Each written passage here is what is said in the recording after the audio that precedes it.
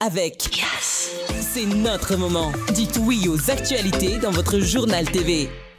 Partout où vous êtes, étudiez depuis chez vous. Rejoignez la formation à distance de l'UPRIM. UPRIM Manouchawanao ni Vavao. Université privée de Madagascar.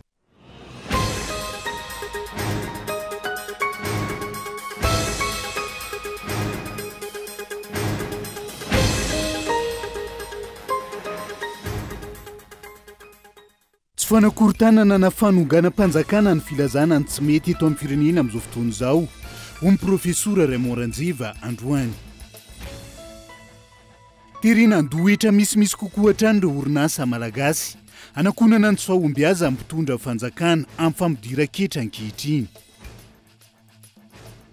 Eny taona mahery nitondrana ny Madagasikara.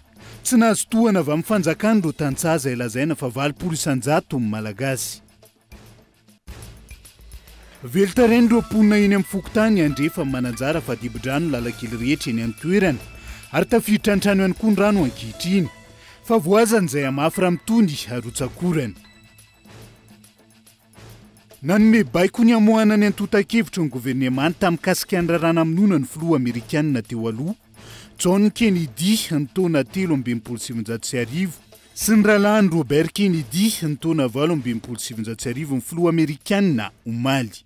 Ny antsy prian'izay.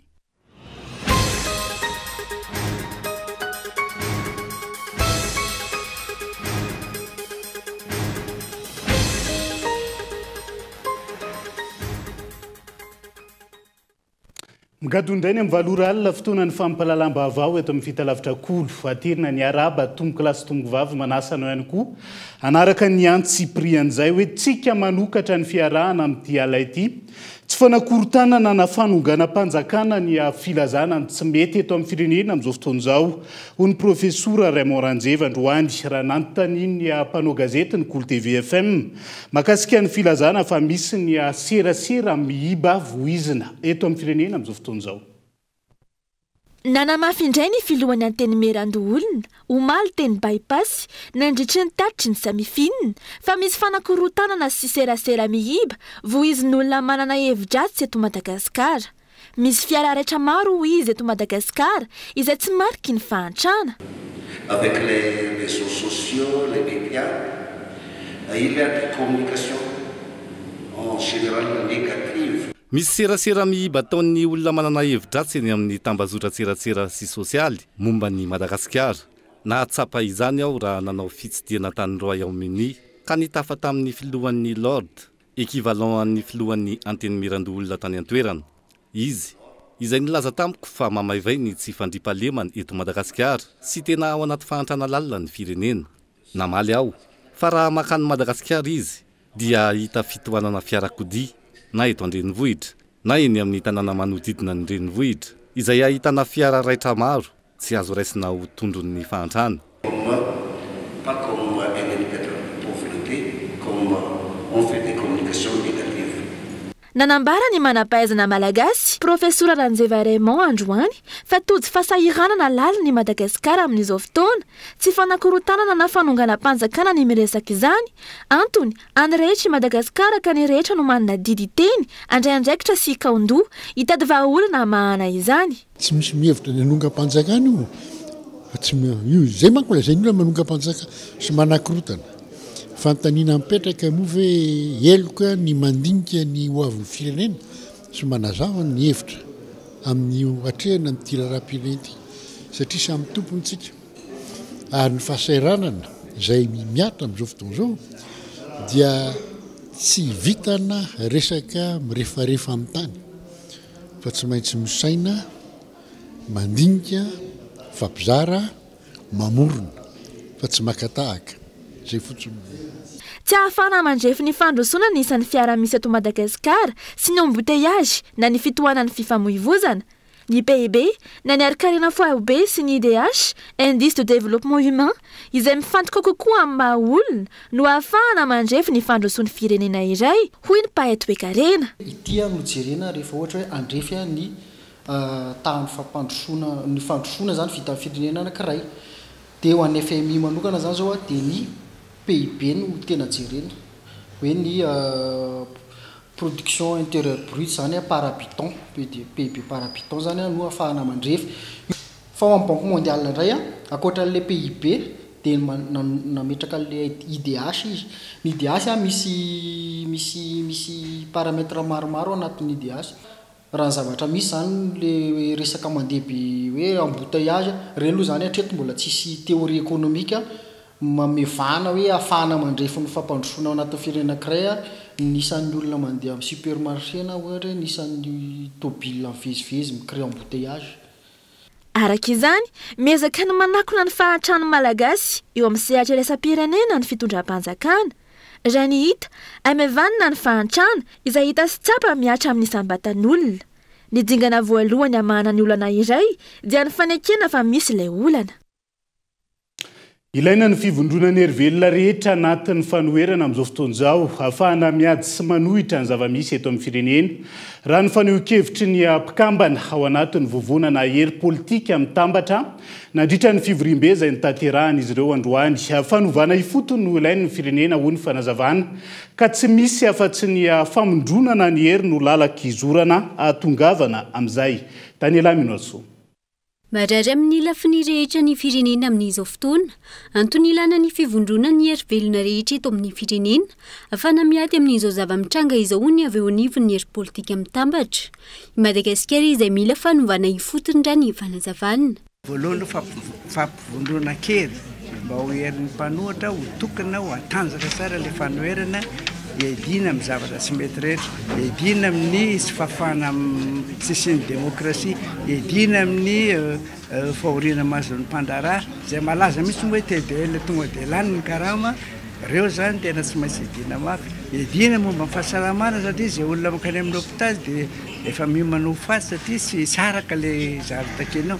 Fampianarana izay mipitehina mihitsy, izay sorana amin'ny fikambanana izay nitsangana iny hoe tena nandoa arovana ty fampianarana ty fa potipotehana ohatr'izany, edina ny fanapitehana ny harem-pirenena, edina amin'ny tadiany ny verenana fanjakana vahiny reto amin'ny tanitsika be dia be le izy ka izay angamba ataoko fitovizany rehetrarehetra na nareo manao ny hainao manjery nareo koa tsy maintsy anisan'izany satria tsy haitsika tsony izy ty zany zany mila daholo sika mivondrona hiady amin'izany zavatra zany ka tanjona dia hoe anao fanovana fotony anarenana amin'ny Madagasikara, anarenana amin'ny voaka malagasy anana fianaran-dalàna isiny demokrasia marina eto isiny ny fifidianana malalaka tsy misy arabato ohatra ny mitrangana izao fotoana izao isiny ny fanjakam-bahoaka marina fa tsy olona mindrina fidondrana indray nydrikina hoe izy ny tompo-pahefana mba mpitahotra lava tsy isy tsony angamba izany rehefa vondrona ny hery rehetrarehetra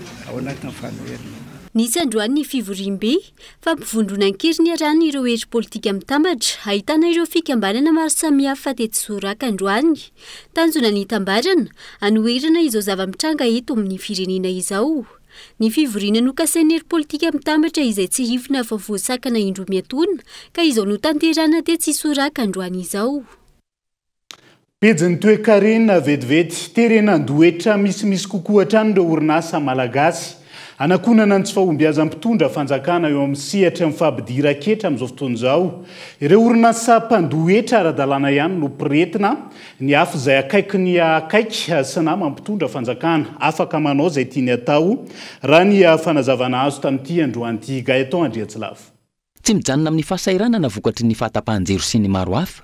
Terenandohetra meo-pampana ihany koa ny orinasa. Manamafy izany ny lahatsoratra navoaka ny Africa Intelligence androany. Ka nilaza fa eo ampiandrasana ny famoaham-bola avy amin'ny FMI izay hiatrika filakevim-pitantanana na volana Martsa ho avy izao. Manamafy ny fepetra fandoavan'ireo orinasa etra ny minisitra tompon'andraikitra.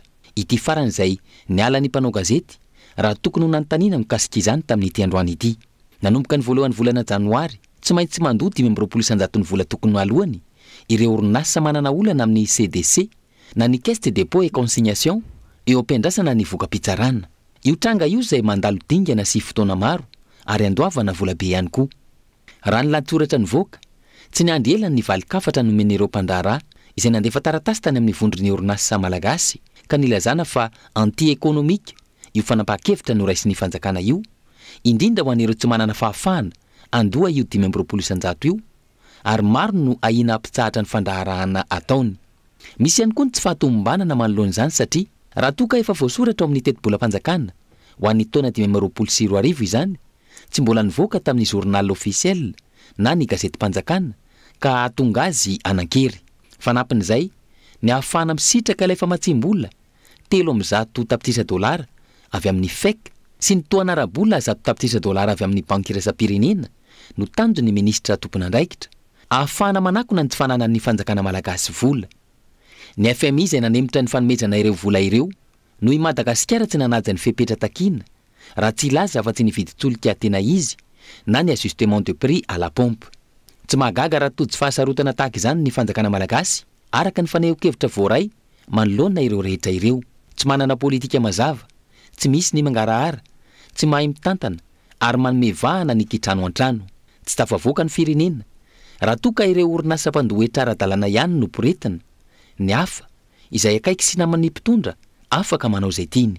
Le orinasa na mampitondra ngezabe ary misy orinasa ngezabe na mampitondra tsy mahay miaraka amin'ny mpitondra zay tokony ho raha mijeritsika tena manaraka ny lalàna tena manaraka ny zao ve satria ny dikany hoe redressement fiscal nge dia ohatra hoe misy fraude eo misy zavatra tsy mety eo fa ohatra ianao manao fausse déclaration na manao zavatra zany na manao évasion fiscale ianao manao an'izany dia zay zavatra efa hitan'ny sampanarahany nitra direction générale des impôts dia miteny hoe io tokony andefasana anaovana le redressement tiany tena chiffre d'affaires anao fa tsy io dia rehefa io ny chiffre d'affaires anao dia zao ny zavatra nampiasainao zao ny bénéficenao sy ny takan'izany ny bénéficenao dia tokony zao zany ny hetra tokony alohanao zay ny dikan'le redressement fa araka ny teniko taminareo hoe na manao an'izany ary nefa le orinasan'le olona tsy de miditra firy le orinasan'le olona tsy tena manana chiffre d'affaires anaovana hoe lazaina mamanao kolokolo sy manao anaovana redressement.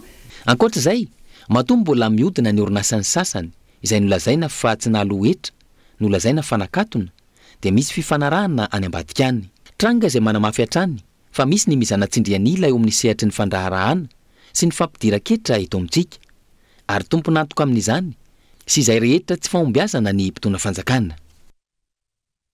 Ina hiteraka fipoahana ara-tsosialy eto amin'ny firenena ny famadihan'ny fitsarana misana ny ady amin'ny fanjakana. Ny voka-pividianana ofisialy ho an'ny fividianana farany teo ho ny faneho-kevitry ny solombavam-bahoaka amin'ny Madagasikara. Voafidy tao amin'ny boriboritany fahaenina tamin'ity androany ity. Fividianana terekomasaka natao amin'ny mpandanina ny kandida volomboasary no nisy teto fa tsy nahitana taratra ny tena safidim-bahoaka raha ny fanazavany Christian Dimby. Manomboka mitroatra ny ankamaroan'ny vahoaka malagasy amin'ireo commune maromaro eto Madagasikara amin'izao fotoana, vokatry ny famadihan'ny fitsarana misana ny ady amin'ny fanjakana, ny voka-pifidianana ofisialy ho an'ny fifidianana be ny tanàna sy ny mpanolo-tsaina, efa napozina hatrany am-boalohany fa ampiasan'ny fomba rehetra ampandaniana ny maro anisa amin'ireo kandida volomboasary ny avy amin'ny fanjakana, nisy anisy ny fitsarana mahefa izay mikipy manoloana ireo endrika tsy fanaran-dalàna, osika sy alabato, na taloha nandritra ary tao ariny ny androm-pifidianana ho ny faneho-kevitry ny solombavam-bahoaka ny Madagasikara voafidy teto Antananarivo renivohitra tao amin'ny boriboritany fahaenina tamin'ity androany ity. Alohan'ny fifidianana dia efa nahitsika fa hoe misy zavatra tsy milamina inanevon'ny CENI inanevon'ny ny distrika ny sefoika fokotany izay nampiasaina daholo angalarana zany tamin'ity fifidianana ho be ny tanàna sy ny ampanolo-tsaina ity reny moa zany zava-mitranga hita pirofo ary hita poko hita pirenena fa tsy mandeha amin'ny laonina ary ity ny fifidianana tena ratsy indrindra zany feno osika feno alabato zany ary hitantsika fa mitsimbatika daholo ny vokatra rehetra ary manao fanambarana daholo zao na esy na ero na ny atsimo na ny avaratra ny andrefana na ny atsinanana na ny amin'ny commune rurale lavitra dia lavitra azy dia nangalarina daholo teto ambony vohitra moa zany teto atao Ivorivory dia efa iaraha malala fa tena tsimbatika daholo le izy amin'izao fotoana zao hafa ny ary amin'ny SRMV hafa ny amin'ny tribunal administratif mahamenatra ngely izy. Fifidianana terenikomasaka toy ny voalobojaza araka izany no nisy teto amintsika ka tsy mahagaga raha efa manambana ny mety sy ny fipoahana ara-tsosialy hoetrany ny fanazavana. Efa misy efa mitarika fitopolo isan-jato efa mazava be dia raha vaindrana indrindra izy dia terena hoe olona nahazo 10 isan-jato roapolo isan-jato indray zany no atao lany ao anaty zany hoe tsy tahotra tsenatra tsony zany hoe tsy fanjakana tsony zany ty tsy taratatana tsony ty fa tena hoe atao tikano sy tsy tikano zay tiana atao zany no atao eto amin'ity fireneny ity tsisy tsony zany le hoe ka demokrasia nefa zany demokrasia zany no vahoaka no andray manjaka vahoaka no mametraka ny mpitondra zay tiana vahoaka apetraka ao anatin'izy izy lasa mifanohitra amin'izay zany misy lasa fanjakana jadona fitondrana jadona zany misy eto Madagasikara ka io nge zany na io tsy maintsy ny fipoahana ara-tsosialy satria tsy commune anankiray tsony ty na ambanivohitra na commune vitsy fa commune rehetra mihitsy zany zao no tezitra ny vahoaka ao anatin'ireny tsy aivina efa maro ireo commune no manomboka mitsipaka izany famadihana ny safidim-bahoaka izany ankehitriny isan'izany ny tao Betroka district Antoliara izay namadihana ny vato azony ny candidat tsy miankina ka nampandresena ny candidat Irmar. Teo ihany koa ny tany amin'ny commune Anosomena district Miandrivazo izay ny candidat Rasoanaivo Andonirina Lalaina no nandresy tamin'ny vokatra Vonjomaika sy nomeny ny fitsarana rariny rehefa namoaka didy saingy na tsy mbadika ihany rehefa nivoaka ny vokatra ofisialy andrasana araka izany izay mety ho fiova ny toedrarà manoloana ireny rarà ireny.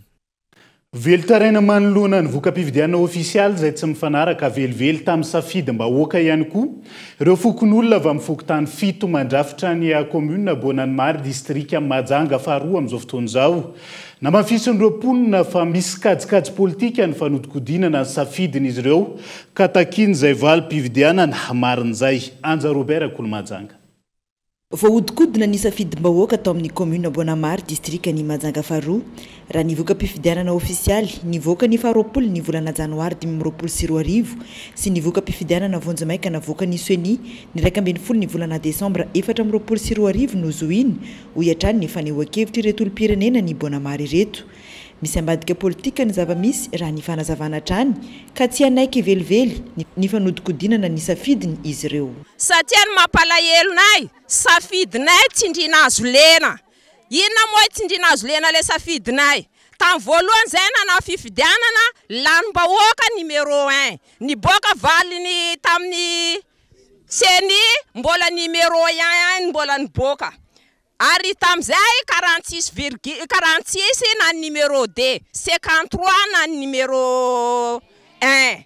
De atreto amzay rehefa niboaka mivalim-pifidianana hoe tsy lany numéro 1 satria nanao zavatra tsy mifanaraka amin'ny fanjakana. Inona moa zavatra tsy mifanaraka amin'ny fanjakana? Lefa nandehanamboly azy ministre taty nila fahefana tamin'ny lehibe izy lehibe ny district ahoana mese district misy ministre andemboly azy aminay rais fa anao mbola tsy nanao passation de fa anao tsy nanao passation anao misika samboady fa anao tsy afaka miteny rehefa tsy rais ny skiny le samboady izy tsy niteny fa adjoindro nandray fitenenana tamin'ny fotoana io rehefa nivalim-pifidianana fa hoe iny isamborana anazy malahelo tompoko zay vahoaka amin'ny Bonamary malahelo angatana aminareo mba alainareo safidim-bahoaka président anany amin'ny teny hoe tsisy kolikoly am'izao fotoana zao raha fahitana izy vahoaka misy kolikoly ka raha ohatra tsisy kolikoly ampidio amin'ny place le fifidianana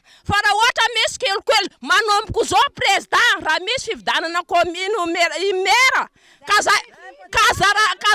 sairagnina koa masom-bahoaka fa anareo ambony ao magnapetra olo apetraka anareo amin'ny toerana misaotra to okazava tsy ady andiananay fa iady ny zombahoaka zay ary zahay ny fidy moaminy fa tsy mifidy amin'ny parfait raha ohatra ka te latsaka andeso aminareo any Marvoy andeso aminareo taninareo ka eto zay somary sanganena ary malahelo satria voahodikodina ny safidinay fa io candidat io dia tsy laninay eto avoaka amin'ny Bonamary intelo ny latsaka io fa intelo zao izy nanao bout de force ho lasa mera zay tsy vidiny vahoaka tsy lany 46% ny vokatra nazo ny farany tary amin'ny CNI ary ny maire zay ny fidinay teto dia nahazo 53% nefa nlazaina fa disqualifiena no zavatra tsisy antony fa kajikajy politika satria nahoana no tereny district io merana io tamin'ny 13 octobre andray ministre zay ho avy teto nanao fitsidiana famboleka-kazo tamin'izay fotoana zay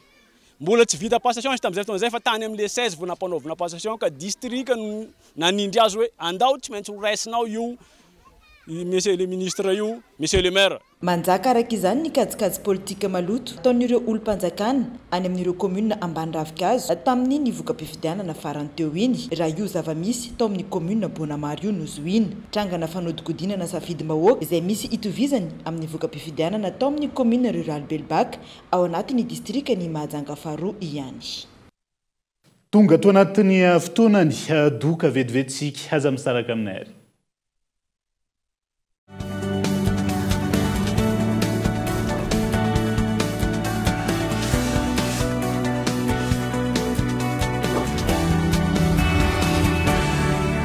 UPRIM, Université privée de Madagascar. La formation à distance de l'UPRIM, pratique, fiable, efficace. Étudiez à votre rythme, où que vous soyez et quand vous voulez. Vous êtes en quête d'une promotion professionnelle? Vous êtes fonctionnaire visant un reclassement? Vous pouvez travailler et étudier en même temps pour viser votre diplôme à travers le téléenseignement de l'UPRIM. Licence, Master 1 et Master 2. Habilité par l'État jusqu'à la 5e année et reconnu par la fonction publique jusqu'à catégorie 8. Encadrement innovant via une plateforme numérique permettant un regroupement en ligne avec interaction, droit, communication, gestion et management, commerce et marketing. Alors, partout où vous êtes, étudiez depuis chez vous. Rejoignez la formation à distance de l'UPRIM. Inscrivez-vous à l'UPRIM la plus proche de chez vous. L'inscription peut se faire également à distance. Contact 020 85 215 03 034 11 215 08. Investissez dans une valeur sûre. Choisissez UPRIM.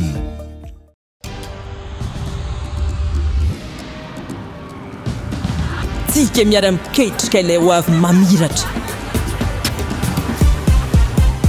miara-manorina mamorina tsy hijanona tsony satria efa hainao fa tsika tanora no tompony ndao ifandray hitady inspiraka vaovao hanoratra ilay pejy vaovao mety amintsika afaka mamorina maneho ny maizy atsika efa aty amintsika zao ny baolina tsisy anakantsika satria isika iray mifandray miara-manokatra lalana vaovao ka tonga le fotoana zao dia zao ndao falera Thelma miova ho yes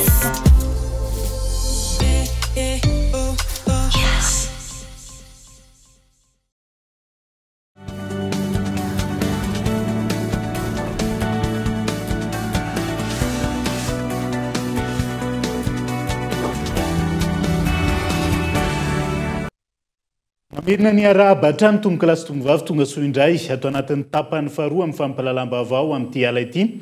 Tontolon'ny fambolena avy hatrany no ndeha hanokafantsika izay tapany faharoa ny fampahalalam-baovao zay. Entoana mahery ny tondrana ny Madagasikara tsy nahazo tohana avy amin'ny fanjakana ireo tantsaha izay lazaina fa 80 isanjato ny malagasy araka ny fanadiadiana. Kely ny finoana fandroany tonga saina tsy resy lahatra ny fanjakana ka hitodika any amin'izay sehatra ny fambolena izay hoy ny Fraisa Mompirenena sy ny Pandrara nanaovana fanadiadiana tamin'ity androanyity honina saina. Izara zesika sy masimbolo andreo tantsaha ho amoraina ny fampitaovana azy ireo. Fiteny Andra Joelina saika isan-taona nandritra izay enitaona mahery izay isaky ny kabary tsy adino ny filoha mihitsy io fehezan-teny io. Izay no ambara fa ny mifanohitra amin'izay no atao. Tanimbara amin'ny hektarany maro totofana anaovana fotodrafitrasa samihafa raha tsy ilaza fa tsy ny autoroute, laky arivo sy ny sisa ary tsy onerana ireo tantsaha. Tsy mitsaha miakatra ny masokarenan'ireo tantsaha etsy ankilany. Ny vidim-bokatra nefa ireo mpandrara sy mpanangom-bokatra no mifehy azy sy mahazo ny tombony. Tranga izay ambarany eo anivony asin'ny olombelona sy ny ekôlôjia na ny humaniste écologiste fa tsy manana politika mpambolena matipaika anatin'ny fohy antonona sy lavitrezaka ny mpitondra. Nanana enitaona izy nitondrana teo. Raha ataontsika hoe nanana politika ny fanjakana dia tokony efa mba nisy fiatsarana le fiainana fa matoy io ny nitotongana tsy nisy politika tao. Inona fotsiny ary nataontsika nandritra ny enitaona. Ny natao zany nandritra ny atao hoe enitaona na mety ny oatra izay dia ny namelona ny tantsahany ivelany sy namotika ny asan'ny tantsaha eto anatin'izay ny tena marina raha ohatra hoe vangina batsilana le izy tokony tsika malagasy no manjifa ny vitavitan-toerana dia atsahatra le fanafarana entana be loatra foana. Tsika rehefa manafatra entana any ohatra zany hoe vary zao resantsika zany fa fambolena rehefa manafatra vary any atsika dia mamotika an'le asan'ny tantsaha eto satria na le tantsaha kivo hoe zay mamboly a fa fanjakana mihitsiny a no mampiditra mpifaninana aminay a analin'ny taona isan'ny taona ny vary afaran'ny Madagasikara any Inde, Pakistan sy ny sisa. Midika zany fa ny tantsany amin'ireo firenena vahiny ireo no mahazo tombontsoa, mahazo asa ary afaka mampiroborobo ohatrany ny fambolembariny fa ny tantsaha malagasy tsy mijaha mitotongana. Vola vahiny ihany koa lany amin'ny fividianana azy ireny ka io mitotongana hatrany io ny sandam-bola malagasy. Ny eto Madagasikara, tantsaha maro no efa mamboly noho ny fahazarana sisa. Ao no efa tonga amin'ny fampanofanana fivarotana ny tanimbariny mihitsy fa tsy vita intsony ny fikarakarana azy noho ny fidangany masokarenina. Ho an'ny mpandrara miady reriny malagasy izay lazaina fa manana fanjakana pia. Ho an'ny komina Lasora, tantsany 570 mponina. Tao anatin'izay taona maro izay, indray mandeha no nahazo tohana teo amin'ny zezika sy masom-boly ary tokantrano teo amin'ny 20 teo no nisitraka izany. Izay ampahany vitsy amin'ireo mivelona amin'ny fambolena eto amin'ity komina ity. Hita amin'ny komina Lasora manomboka any amin'ny Amiray any izy no mitona entana zao makany Kadindratombo mivarotra andreo, misy ny mandeha makany Andravoangy, misy ary izy amin'ny any amin'ny Arkembifolo na amin'ny folo any izy dia efa miainga amin'ny lolohan'ny entandre makany Andravoangy. Fambolena zany anisany anankiray miaina ny komina Lasora, reo mponina mpamboly reo raha ampy ny tohana ka atao aminazy. Mafimafy satria tena hoe tena ny herin'ny tena no ampiasaina. Tena manalasala satria matetika ny dobo rano ny tambary. Amin'izao fotsiny zao dia mamboly vary dia dobo rano daholo ny ketsa vao naketsa zany, vary vao naketsa. Ny réalité no hitako tsy misy fanjakana mbola manampy. Asa ho any amin'ity, asany amin'ity. Kely finoana ihany aloha hatreto, kely finoana. Akotsina ny ohatran'izay lan'ny kary hoy ny fomba fiteny. Fanjakana tsy nanampy ireo tantsana nandritra izay taona maro izay, tsy hanampitsony fa fampanantenana no betsaka hoy ny mpanara-baovao. Irairaina fa tantsana ny 700 malagasy fa ny politika mpanjakana tsy any amin'ny fanosehana sy ny fanohanana azy ireo amokatra. Profon'izany, zara raha ny 500 kitapom-bola mpanjakana ihany no an'ny ministera misana ny fambolena sy ny fiompinina. Raha tsorina hoy ny mpanara-baovao, ny 500 ny vola mpanjakana no atokana ho an'ny 700 ny vahoaka malagasy. Lafomba vao hafa nosokafana tamin'ny fomba ofisialy androany ny salon de beauté Beauty Bomb etsy Akorondrano. Toeram-pikojakojana vatana izay miopana bebe kokoa amin'ny fanalana tavy sy ketrona. Mony sy ny tasy amin'ny vatana amin'ny alalan'ireo fitaovana samihafa izay efa nahazo fankatoavana avy amin'ny ministerany fahasalamam-bahoaka ny fampiasana azy. Daniela Minoarso. Ankoatran'ina pandrana, efa misy eny Akorondrano ihany koa amin'izao fotoana ny salon de beauté Beauty Bomb Rebirth. Toeram-pikojakojana vatana izay miopana betsaka amin'ny fanalana tavy, ny kentrona ary ireo mony sy tasy amin'ny vatana ireny fanazavana. Efa nisy any izahay teny Ampandrana ary roa taona amin'ity 2025 ity fa service vaovao mihitsy no omena anareo indray atao amin'ny Beauty Bomb Rebirth. Ety Akorondrano akaikin'i Jesosy Mamonjy atao amin'ny meuble en sérendipity no misy anay ary tsy miala amin'ilay hoe traitement manala graisse amin'ny vatana amin'ny alalana machine révolutionnaire ny traitement ataonay sy ny fanalana ireo relâchement cutané sy karazana rida amin'ny tarehantsika. Misy karazana machine anankitelo aloha no ato amin'izao dia ny ampiny any Ampandrana daholo ihany fa ny ato zany dia ny fanalana tavy amin'ny alalana machine fat frisine zany hoe amin'ny alalan'ny atsika no hidétruisiavana an'ilay graisse amin'ny vatana. Dia ato ihany koa no misy an'ilay machine IFU ny anarany manala les ridules, ride sy ny relâchement ho an'izay olona efa manomboka mahazo azy taona sy manana an'izay relâchement cutané izay. Manomboka amin'ny iray hetsy ariary hatramin'ny 2 tapitrisa ariary par séance. Miankina amin'ny valy ny diagnostika sy ny traitement ataony sarany aloha amin'ny fikojakojana sy fanalana tavy sy ny maro hafa izay, raha ny eto amin'ny Beauty Bomb Rebirth Akorondrano. Ny fitaovana ampiasaina amin'izany izay azo antoka tsy misy ahina raha ny fanazavana. Ny événement androany moa zany dia nanasany manokana ny solitena ny avy ao amin'ny ministeran'ny fahasalamana mba ahafahanay mirassurer kokoa ny olona rehetra izay vao anandrana ny servicenay hoe tsy misy atahorana amin'ny resaka fahasalamana ny service ato aminay fa efa validé avy any amin'ny ministeran'ny fahasalamana. Izao tasy no napotra teto hoe ohatran'izao ny fomba fiasan'ilay machine mitsisitra an'ilay tasy le nahitantsika hoe tasy bodoina ny panda sy ny sisy ireny dia mitsifitra an'ilay izy dia manomboka manazava an'ilay tasy ary manala anazy tanteraka. Isokatra ho an'ny daolobe manomboka ny alatsinainy 7 janoary ho avy izao ity salon de beauté beauty bomb rebirth izay nitokanana androany tetsy ankoron-drano ity. Dia ho avy ny fotoana ampisehoana ianareo mihitsy hoe ohatrany ahoana ny efficacité an'ilay servisialy izany hoe azo arahanareo miaraka aminay any anatin'ny pejina ihany ny servisiato sy ny résultat ho azo ato dia azo tapaka ny pejinay dia anaty ny pejiny beauty bomb fa moatsika mahita an'izay rehetrarehetra fa ato. Ny orinasa Haute-Zone Madagasikara dia isan'ny mpamatsy connexion illimité amin'ireo tolotra maro. Azo hisafidianana na ho an'ny olon-tsotra na ho ana sokajy na orinasa ihany koa. Ankoatran'ny eto Antananarivo amin'izao fotoan'izao efa ahitana botika ny Haute-Zone Madagasikara ihany koa. Ny ao Toamasina sy Mahajanga Gaëtan Andriatsilavo. Efa azonao ampiasaina na aiza n'aiza eto Madagasikara ny connexion illimité totale ny Haute-Zone Madagasikara. Ny Haute-Zone Madagasikara dia fournisseur na connexion illimité totale, tsy misy FUP ary tsy misy engagement. Haute-Zone Madagasikara zany dia fournisseur internet wifi illimité total izy io ary sans engagement. Misy karazany offre ato aminay ny mensuel dia ny journalier. Ao koa ny atao hoe wifi pro ho antsika orinasa professionnel. Mampiavaka anay amin'ny fournisseur hafa zany dia izahay sans engagement dia illimité total. Totalement illimité zany hoe tsisy FUP tsisy hoe tapaka ho azy na tapaka eny antenatenany fa dia illimité total amin'izay fanarahantsika amin'ny daty hoe iray volana ny ampiasainao dia iray volana katroka izay no tapaka. Natao an'ny sokajy rehetra araka izany ny tolotra misy ao amin'ny Haute-Zone Madagasikara na ho an'ny olon-tsotra na ho an'ny orinasa na ho an'ny sekoly na ho an'ireo hôtely maro samihafa. Misy ny tolotra journalier izany hoe azonao atao ny manjifa connexion manomboka eo amin'ny 5 andro. Azonao ihany koa ny tonga dia manao ny mensuel izany hoe connexion iray volana.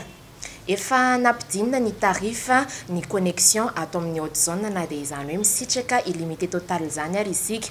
Ho anareo professionnel ihany koa dia manana tolotra miavaka ho anareo izahay toka hoe mampiasa n'izay connexion izay ianao amin'ny toeram-piasana izay misy anao dia illimité total hatrany ny offre. Tsara mariana fa miara-miasa amin'ny Orange Madagascar ny Haute-Zone ary azonao atao ny mampiasa ny connexion izany hoe ao anatin'ny telefona na mampiasa ireo matériel toy ny box wifi manana an'izany izahay ary tolotra miavaka be ho anareo izay manjifa ny box wifi atao aminay dia tonga dia mahazo connexion illimité iray volana miaraka aminy. Ankoatran'izay ihany koa rehefa andresaka ny professionnel koa dia ho anareo hôtely na ihany koa tranombarotra na sekoly na fiangonana ninninona zany sokajinasa misy anao ka te hiara-iasa amin'ny Haute-Zone dia aza misalasala miantso ny laran-tarobe eo ambany na manantona ny botika ny Haute-Zone. Tsy aiza nahitanao an'izany fa efa misy eto Antananarivo eny Ivato ny Ankraoatra, Ankadifotsy, Antsakaviro ary eny Itosy. Misy ihany koa aty Mahajanga ary any amin'ny faritra hafa toy ny any Tamatavy efa misy an'izay botika ny Haute-Zone izay. Naiza naiza misy anao manerana ny Madagasikara dia afaka mampiasa an'ity connexion ny Haute-Zone Madagasikara ity ianao miaraka amin'ny réseau Orange. Vahaolana ho an'ny tsirairay mampiasa ny connexion amin'ny andavanandro araka izany ny connexion wifi illimité atolotry ny Haute-Zone Madagasikara. Ho an'ny eto Mahajanga manokana dia ao amin'ny Baobab City Tsaramadroso no misy ny botika ny Haute-Zone Madagasikara. Raha mahalinanao ary ny tolotra omeny ny Haute-Zone Madagasikara dia antsoy avy hatrany ny 03203 70096. Fanampahafantarana omaly ny tahirim-bola eo anivo ny tetikasa Desime izay iompana amin'ny fampitomboana ny fidirana amin'ny angovo azovaozana sy ny fitaovana nomerika ho an'olona mihoatra ny rotapitrisa amin'izao fotoan'izao. Ireo mponina izay voasokajy ho marefo no hisitraka ny tetikasa izay vatsiny ny banky iraisam-pirenena vola hatramin'ny 7.8 tapitrisa dolary gabin eloha. Olona hatramin'ny rotapitrisa no kedreny tahirim-bola Desime na ny Digital et Energy Connectivity for Inclusion in Madagascar hisitraka ny herinaratra avy amin'ny angovo azovaozana sy ara nomerika. Io tahirim-bola io entina nataterahana ny tetikasa Desime, etika iarahana ny ministera ny angovo sy ny akoranafo sy ny ministera ny fampiroboroboana ny atao araka azy mirindra ny paositra sy ny fifandraisan-davitra. araka ny fanazavan'ny taleny Fondesim nandritry ny lateniny fantatra fa hanomezana ny asan'ny tahirim-bola OMDF na ny Off Grid Market Development Fund ny tahiry Desim. Fa matsimbola mitetina 7.60 tapitrisa $, no ampiasaina. Spécifiquement, Fonds de proximité, l'initiative touristique, c'est financer une fonds il faut fahazoana misitraka misy dimension anankiray lehibe le rehefa manana le accès à l'électricité na ny olona dia ny fanaovana asa zany amandrara ahafahany indrindra fa vehivavy manana activité mba mampidi-bola ho anazy mampivoatra ny fiainana amin'ny kapitale. Ny antokosim dia développement rural mba miampiana zany ny facture énergie sy facture numérique. Indrindra moa ny vehivavy sady marefo ny tena jerena satria mahita zany hoe adindrandray hoe misy mpianakaviana efa mipetraka rery nefa ny resaka teknolojia dia afaka ahitana asa ohatra hoe amin'ireny centre d'appel reny. Voalaza fa hitodika bebe kokoa amin'ireo olona sahirana ny tetikasa ara numerika sy teknolojia ary famahana ny olana amin'ny lafiny angovo sy herinaratra ihany koa. Andrasana araka izany ny vokany na isy fiantraikany amin'ny fahasahiranany madinika na tsy. Andrasana ihany koa ankilan'izay ny famongorana tanteraka ny fahatapahan-jiro. Tontosandroany teo anoloan'ny lapan'ny tanàna Analakely ny lanonana fametrahana ny arilala raha manantsoa be ny tanàna ny Antananarivo renivohitra mandritra ny 5 taona manaraka ho an'ny eto andrenivohitra. Manana mpanolotsaina maro ny fanoherana oharina amin'ny vondrona Irmara. Raha ny timma manokana izay manana mpanolotsaina miisa 20 mazava ny 4 androany.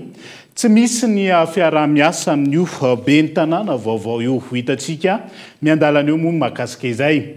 Fa velotarainy ireo mponina eny amin'ny fokotany andrefa mananjara fa dibo-drano ny lalakely rehetra ampiasaina eny an-toerana ary tafiditra ny rano ihany koa any an-trano amin'izao fotoana izao. Ny foto-drafitrasana amin'ny mpanantenana azy ireo hamanana olana vao maika manampitrotraka ny tondra-drano araka ny fanadiadiana ahina otrabony izy ireo raha mitohy anio alina ny rotsakorana araka ny fanadiadiana tamin'ity andro an'ity. Telo andro ny siny rotsakorana ny sesy teto andrenivohitra saika dibo-drano avokoa ireo faritra iva. Raha ny eny amin'ny fokotany andrefa ny mananjara manokana efa tafiditra any an-trano ny rano. Rano miandro na maloto no ivezivezena.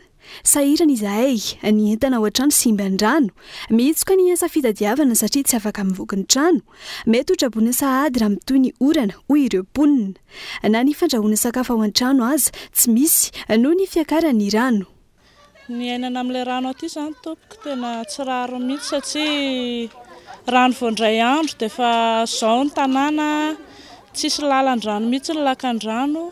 Rano indray andro dia efa tafiditra any an-trano.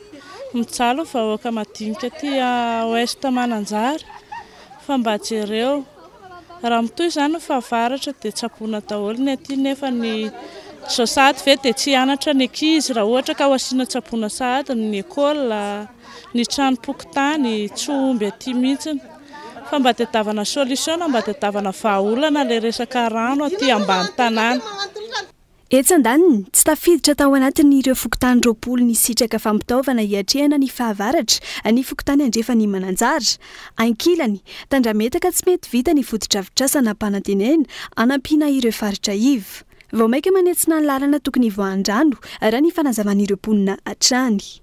Ty foto-drafitrasa tsy haiko na fanjakana io na inona zany io foto-drafitrasa mandeha io dia tsisy lalana dia tsisy fivoahana le rano hoe ho amboarina le izy nefa vao may lasa problème ho anay satria lasa vao may ilesoka be dia lasa feno rano ny tanànanay lasa atrano anatin'ny tranonay afaka jerevanareo daholo fa feno rano ny tranonay tsy afaka mivoaka ny trano zay tsy afaka mitady voly zay ny zanakay mianatra tsy afaka mianatra noho ny foto-drafitrasa io dia tokony mba jerena kaiky zany le fiainanay fa tena mijaly zay tena mijaly matory zay eo anaty rano matory amin'ny alina fo zay efa feno rano ny tranonay nefa taloha zay tsisy an'izany fa tena mba jerena kaiky tena mba miangavy tena mba jereo akaiky fa tena mijaly zay tena mijaly. Miangavy zany zay hoe mba jereo manokana mihitsy zay ry président jereo manokana le majinika fa tena rano be ao an-tranonay ny rano maloto rehetrarehetra any anatin'ny trano daholo.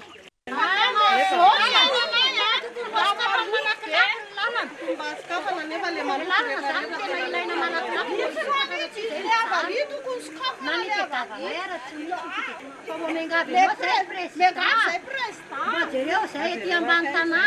raha ny vinavina ny fohy be famantarana ny toetry ny androandroany misy andro ratsy roa miforina ao amin'ny faridranomasina misy antsika tsy ahina nankirotana ny toetry ny andro eto Madagasikara izany ato anatiny 5 andro manaraka tsy mbola misy ny filazana loza mikasika ny andro ratsy misy kosa ny famitandremana mahakasika ny fahabetsahany rotsakorana dia izay ihany koa no entina manakatona ny fampalalam-baovao amin'ity ality naizanaiza misy anao ankasitrahako ianao nanaraka ny fampalalam-baovao hatramin'ny farany azadina ao arian'izao fampalalam-baovao zao ny fandarana kitso-po iresahana mahakasika ny viditsolika ny vidim-piainana eto Madagasikara sy ny raharaham-pirenena amin'ny ankapobeny izay nanasana n'Andriamatoa Manda Ravelojona mpikambana TGV sy Andriamatoa Ramilson Nomenjanary solombavambaoaka amin'ny Madagasikara voafidy tao amin'ny distrika ny Faratsio fandaran'izay anasananao arian'izao fampalalam-baovao zao mandrapitafa ao manaraka indray ary tomboky lasy tomboky vaveloma tompo